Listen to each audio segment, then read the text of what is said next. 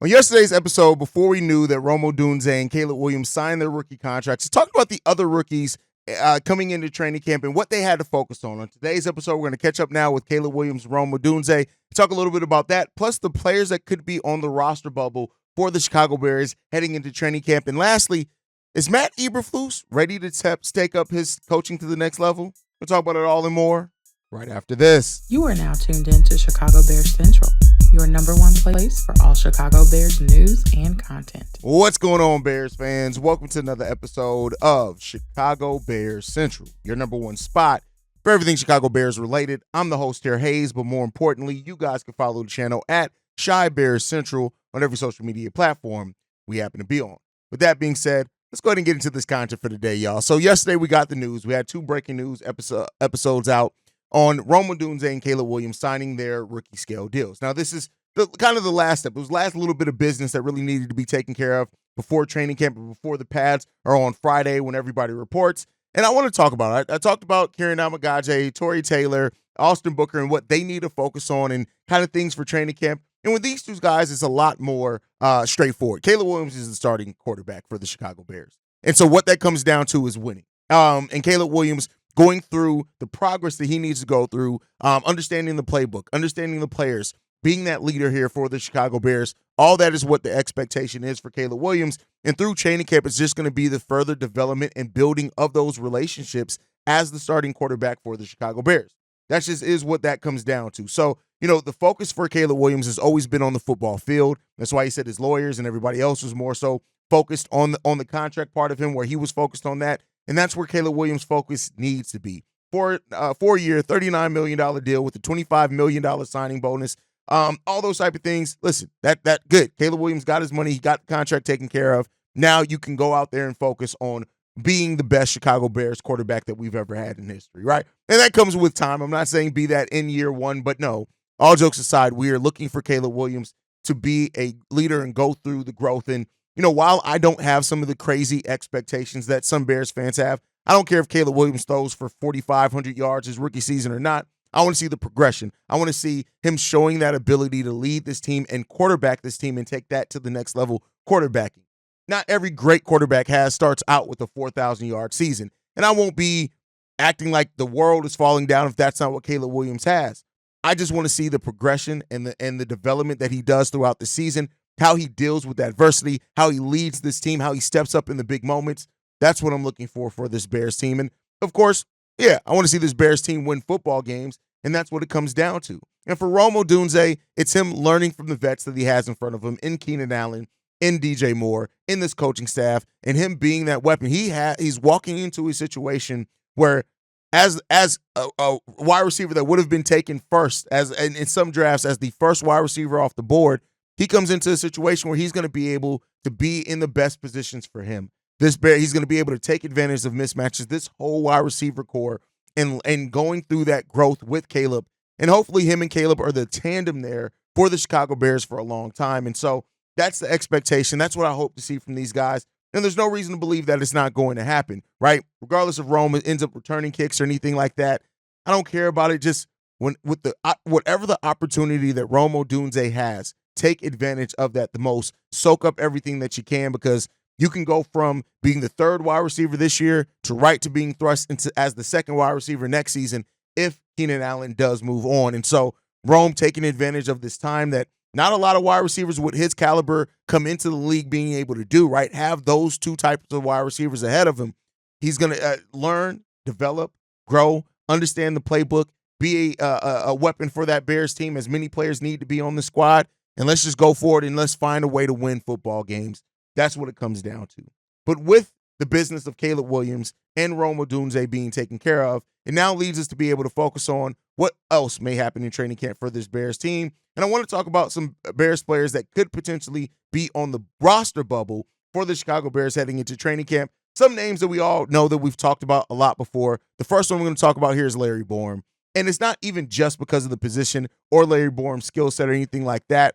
I do think that Larry Borom still can be a player that definitely helps with depth on that offensive line for a lot of teams. But when it comes down to it, if the Bears do need to add multiple veterans, which we'll see, still got a little over $12 million that they have. I think it's closer to 14. I think the numbers end up being closer to 14 when it's all said and done after looking at the raises and things on Caleb Williams' contract. But with that said, that money, if the Bears do need that, cutting Larry Borom and getting that $3 million back on the salary cap with only a cap hit of $30,000, it could make him a cap casualty just by the nature of the business aspect, and that's if he doesn't really step up. That's $3.1 million they'll save if he's waived. So that's something to look out for as well. The Bears already, having Matt Pryor there, bringing in Ryan Bates, all those guys.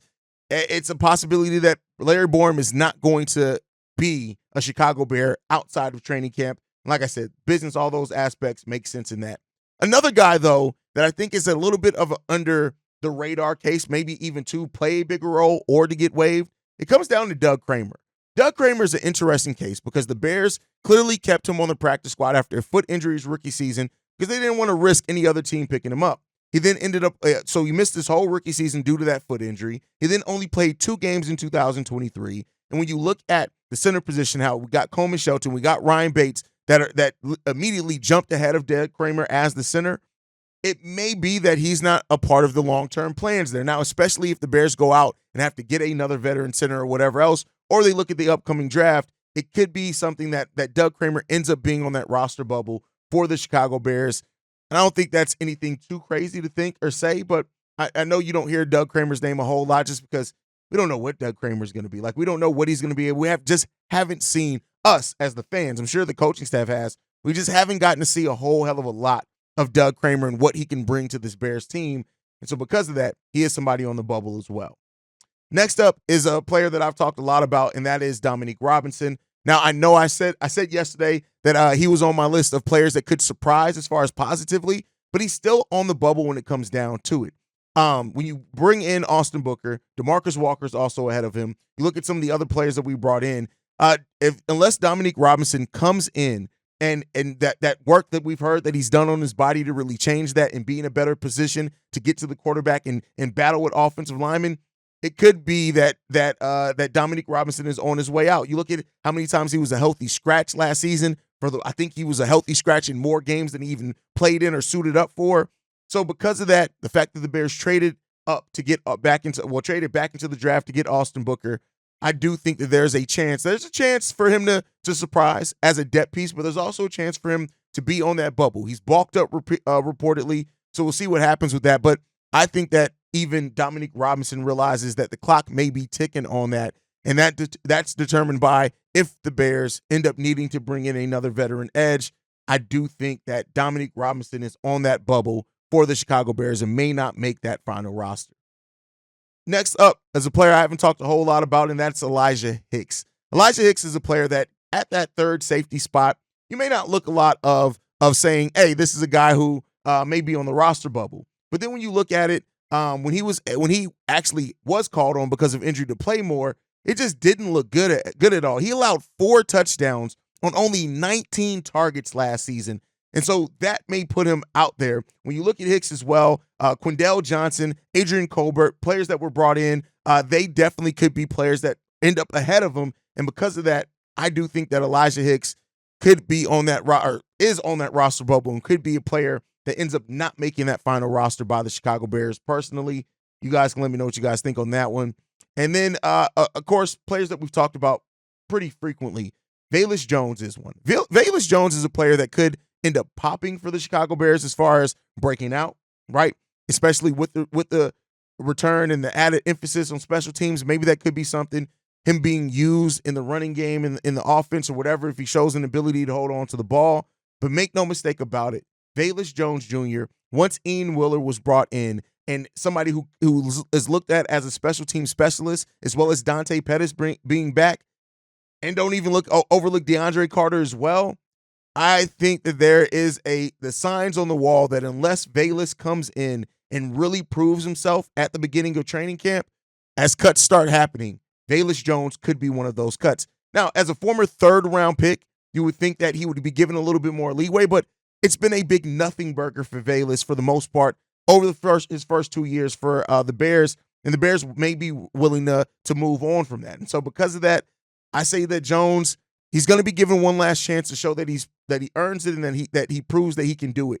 And if he doesn't live up to that in this case, there's a big chance that Velus Jones may be not long for the Chicago Bears roster this upcoming year. All right, next up that we're going to talk about is Khari Blasingame. And now the Bears, who haven't signed a true fullback in a while, it was actually a pretty big thing when we actually went out and got him.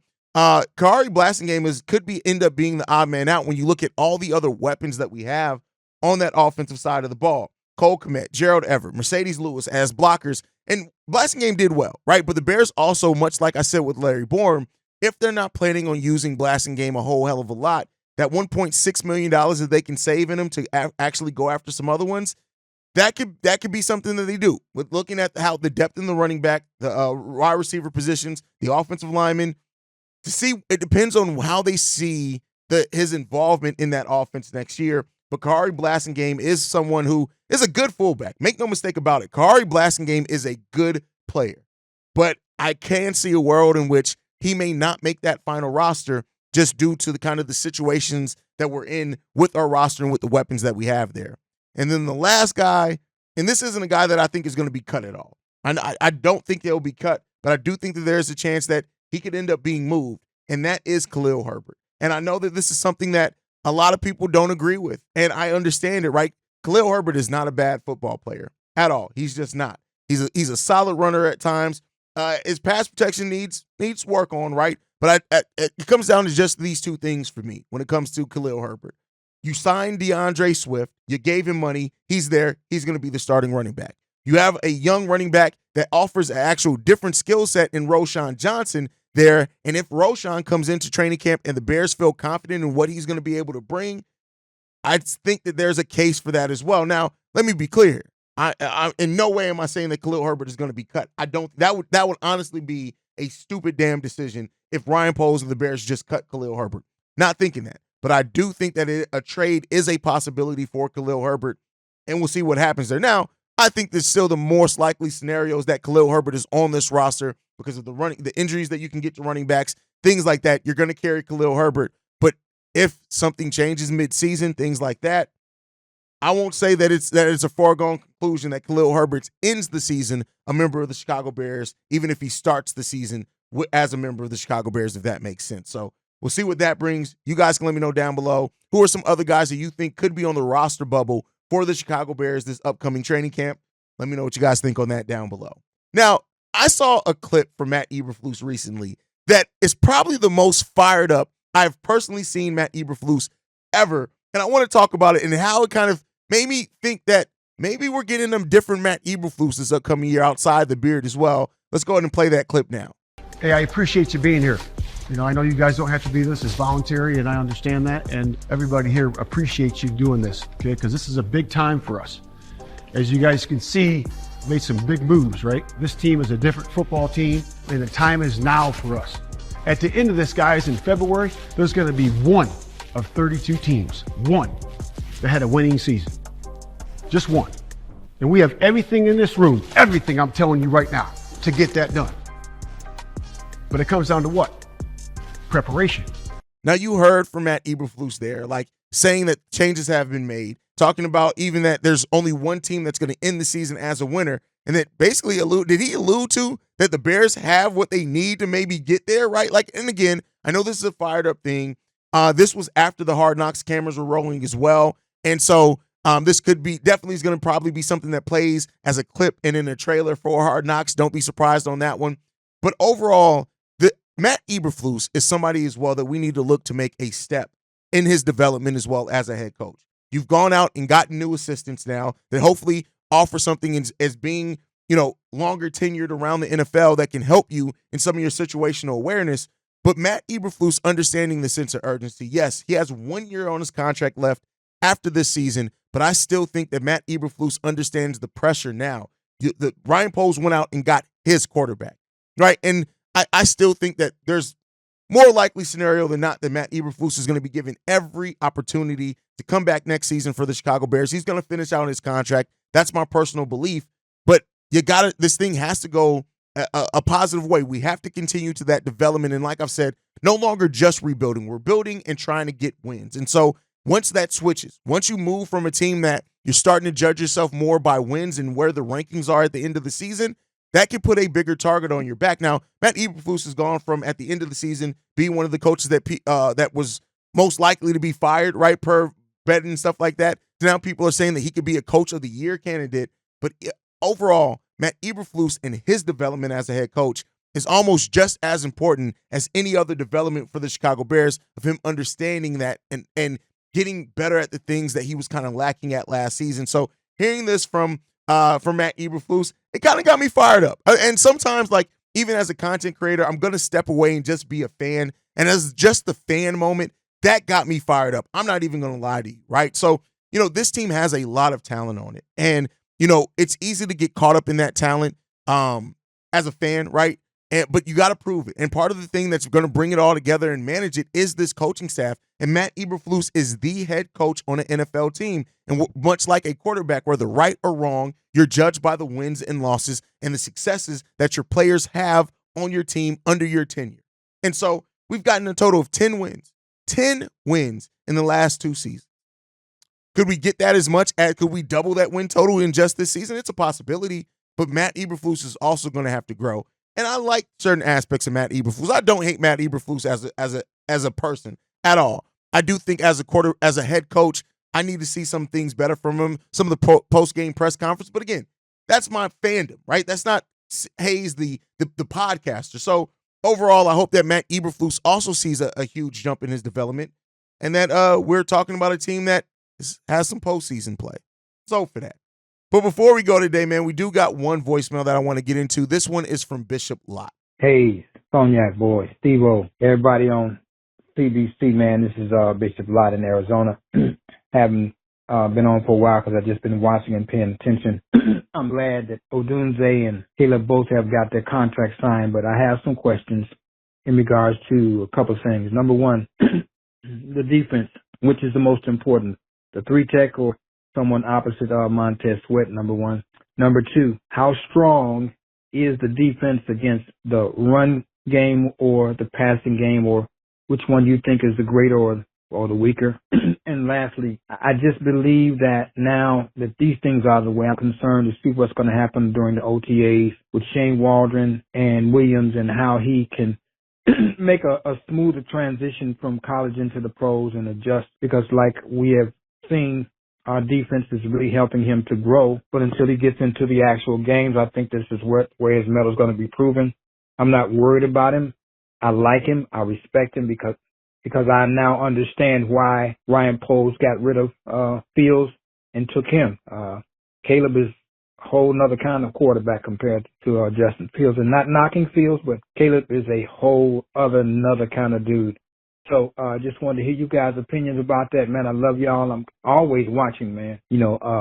At 72 years of age, I probably started watching football in the 60s, and I've been a Bears fan since then. So, Haize, I understand your turn time, but, I've been watching the Bears for many years as well. And I'll go back to Gale Sayers and Brian Piccolo time. So, you guys keep doing what you're doing. Phoenix up, Bear down. Love y'all. All right, great question here to start off with. What's more important, 3-tech or other edge? Well, I'm going to default to what Matt Eberflus has been saying basically since he took over this team.